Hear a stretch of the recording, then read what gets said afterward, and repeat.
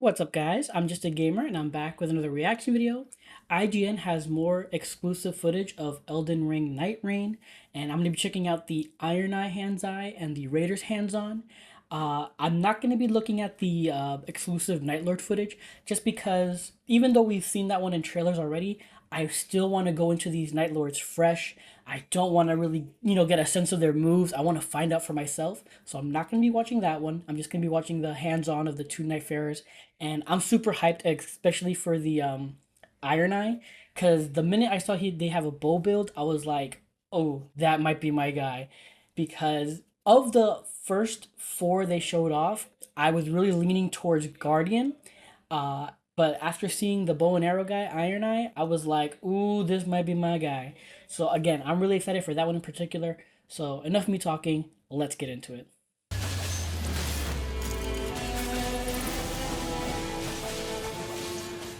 One of the great things about Elden Ring has always been the diversity of playstyles that it enables. And one of my favorite playstyles is loading up on strength, grabbing the largest weapon I can find, and crushing foes with posture-breaking jumping attacks and charged up heavy strikes. If that's you too, then allow me to introduce you to the Raider in Nightraign. Click on Iron Eye first, but I guess I must have clicked on Raider by accident. We'll watch While him the Guardian, the other big burly class with lots of health and affinity for big weapons, is more focused on defense with a shield as a starter weapon and an ultimate ability that can mitigate damage for the entire party for an extended period of time. The Raider is designed as an absolute offensive powerhouse. The most important ability of the Raider is Retaliate, which initially might not seem like a very strong skill on its own. After all, it's just two stomps that deal a bit of physical and poise damage. But the real magic is that thanks to the Raider's passive, he cannot be knocked down while doing Retaliate. This means that the Raider basically has a free damage soaking technique that will let you totally armor through pretty much any enemy or boss attack, with the added bonus of that weak second stomp getting replaced by an extremely powerful punch that will stagger even the largest enemies, if you manage to absorb an attack that would have done a substantial amount of damage. Then there's the Raider's ultimate, Totem Stella, which has him slamming the ground and causing a large totem to erupt, dealing big damage to anything around it. Like all the other ultimates in Nightraign, this is an incredibly powerful technique that can alter the tide of a fight.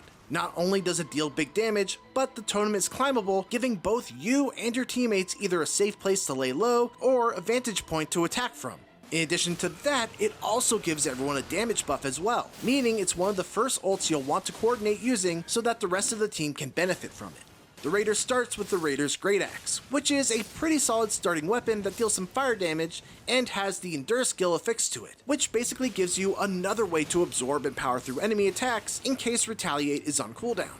Still, you'll definitely want to find a better weapon as the knights get closer, and large strength scaling weapons are definitely the Raider's go-to style of weapon. Of all the classes I played in Nightraign, the Raider is definitely the one that I had the most fun with. It's the one that is most well suited for one-on-one battles, which is appropriate because its remembrances, we'll talk about those later on in the month, have you fighting in one-on-one boss fights in a sort of gladiatorial arena, which is a nice change of pace. Whoa. For more hands-on impressions of the most recently revealed classes in Nightraign, make sure to check out our video covering the Ironeye class. And keep an eye out on this space for more as May's IGN First for Elden Ring Nightraign continues on. So they don't really go too deep into it, but still, really interesting. Alright, now for the one I meant to click on originally, the first. Let's check out Ironeye.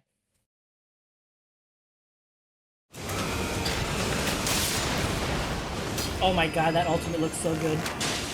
While the bow has always been a powerful weapon in Elden Ring, generally it's meant as a support weapon. Something you use to pull aggro, or to weaken an enemy from afar before switching to your main weapon once they get into range. Or to cause that one bird to fall to its death and farm its ruins over and over and over again. Yeah, I remember that.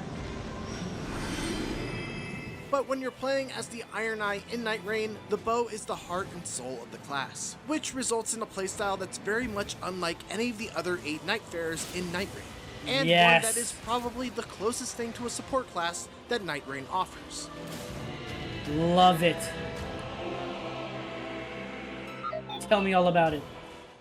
The first thing that I noticed while playing with the Ironeye is that they are a very squishy class. They can, of course, use any weapon they pick up, but the main reason why you'll want to always have a bow handy is mainly so that you can stay out of the fray and not have to worry about taking hits, because it doesn't take many to put you down, especially Whoa. early on. Fortunately, your starting bow is pretty solid. It does decent damage and has Mighty Shot as its skill, which lets you attack from super far away, deal extra damage, and also deal some extra poise damage as well. It's also worth mentioning that the way bows work has largely been reworked in Night Rain. For one, they fire much faster, Oh, and you're hell able yes. to move much quicker while shooting at a locked-on enemy. You also, thankfully, don't need a supply of arrows anymore. This does Amazing. mean that you're stuck with whatever arrow type your weapon comes with, but it's definitely nice to not have to worry about how many arrows you have left, or potentially running out of arrows in a boss fight. As for other neat new touches, there's a new animation for when you shoot an arrow out of a roll. You're able to do cool acrobatic stuff like run up walls, leap off, and loose an arrow for style points. Yeah. You don't have to go into first person mode when manually aiming, and you move much faster while doing so. The strong attack can fire a spread of 3 arrows that can hit multiple enemies at once. And yes, you can now backstab or use a visceral attack on a downed enemy with an arrow. That's cool. Basically, everything that was missing from the bow in order to make it a viable primary weapon in base Elden Ring feels accounted for here in Night Rain.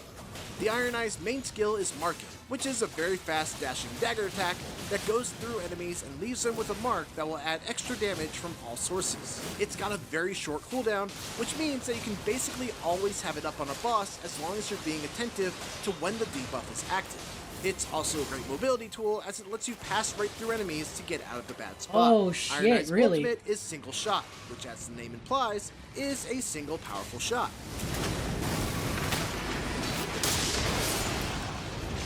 This is Oh basically my Mighty god, Shot so on cool. steroids. It takes a bit to charge up, but you're fully invulnerable during the animation, and once it's fired, the shot deals big damage and goes through virtually everything straight ahead. Fully making it invulnerable? great at taking out groups of enemies all at once. Oh my god, my baby. Oh, this is my class. What really makes the Ironeye shine on a squad, though, is how good they are at reviving allies from a safe distance. You Yep. see, the way ally revival works in Night Rain is that when someone goes down, there's a little partitioned circle that fills up above their character. By attacking your downed ally, you're able to empty that circle little by little, and when it's all emptied, they will return to life. Most classes need to get up close and put themselves at significant risk to try and revive an ally. Or they must expend mana to cast a ranged spell, or maybe even use their ultimate skill. But the Ironeye can do it safely, from a distance, and without using any resources. That's an extremely valuable thing to have. Oh, and it can be baby. the difference maker between a successful and a failed run. The downside is that every time an ally faints, another partition is added to the circle. And while the Ironeye is great at rezzing allies that have only gone down once or twice, they will struggle to revive an ally that requires all 3 parts of the circle to be cleared, since they just don't have that kind of damage output from far away, unless they use their ultimate just for revival. While they may not be able to dish out the same kind of damage as some of the other classes, the Ironeye's presence is always felt on the squad. Between their marking ability that makes everyone hit just a little bit harder, to their passive that increases the amount of items that everyone finds, Oh, to their mob shit. clearing ult, and to their unique ability to easily and safely revive people from a distance, the Ironeye's utility is nearly unmatched among the rest of the Nightfarers.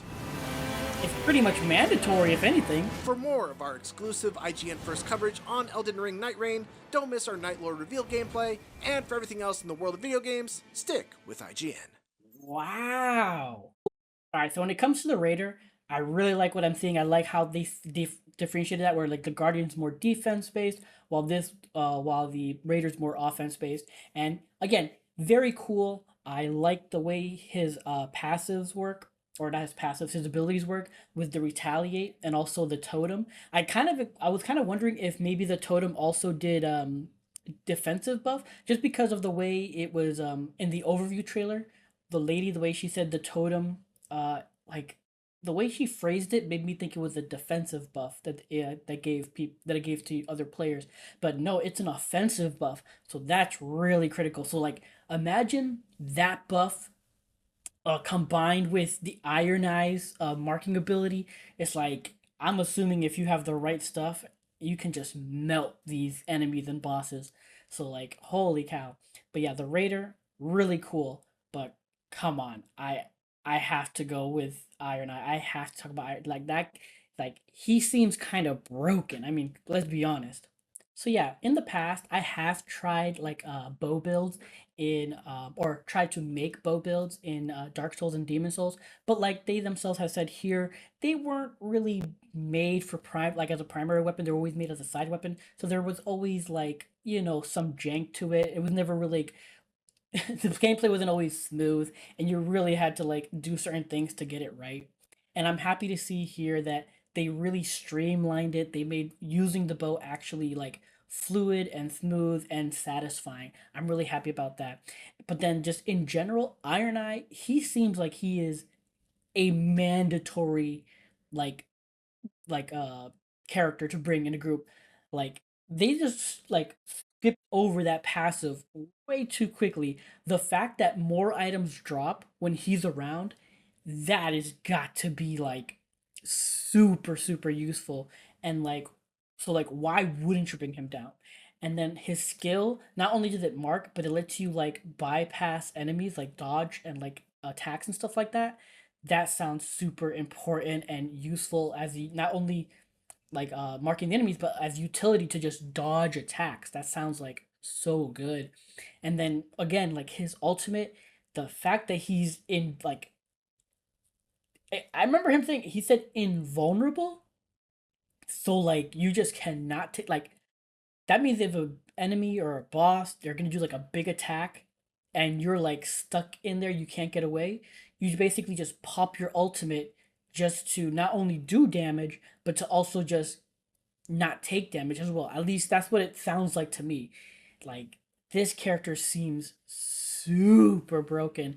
And again, he is a squishy, which is totally fine. But like, yeah, man, he just seems so good and he looks fun, man. Again, I can't state enough how I really always like tried bow builds in previous Souls games, but again, since they weren't really made for that, they never really felt all that great. But here, it looks so good. Again, I haven't tried it yet, so like I can only imagine, but like it looks like it feels amazing. And wow, this is definitely my class. I definitely want to go Iron Eye. But yeah, guys, those were the hands-on previews for Ironeye and Raider for Elden Ring Nightrei, thanks to IGN. And yeah, like again, this game, I am so hyped for it. I cannot wait. It's such a bummer that it doesn't come out until the end of the month. The freaking like the final day of the month is when this game comes out. And it's like I'm already chomping at the bit. I want to jump in this game, and I was kind of hoping they were gonna do like another network test or beta test I could maybe jump into. That's what I was really hoping for and wanting. But I mean, we'll still get that chance, but I'm not so sure. But yeah, again, I have to say, Raider looks great, but Iron Eye, man, he just looks so darn fun to me. He looks so good. But let me not rehash what I just already said.